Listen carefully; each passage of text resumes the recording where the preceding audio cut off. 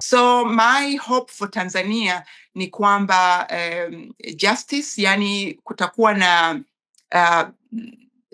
hopefully fair elections ambazo watu watachagua na kuweka viongozi wanaowataka ambao watawasimamia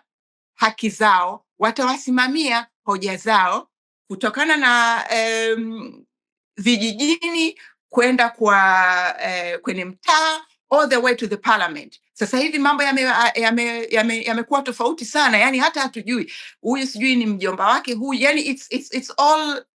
some sort of a mess. So order ndio I hope for Tanzania. Nafikiri kukiwa na order, when there is a order, even wewe nyumbani Halifa, ukiwa na order ndani ya nyumba, mambo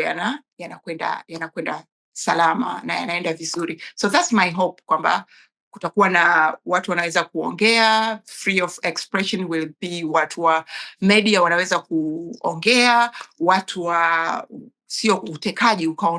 ukaondolewa, mambo ya kutishana ya matusi, bwana nendeni shuleni,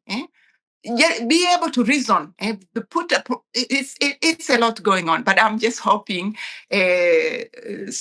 kwa heshima zote na kwa humanity yote ambayo nilionayo, I'm just wishing the best for Tanzania kwa kweli, kwa sababu it deserves much better than where it is right now.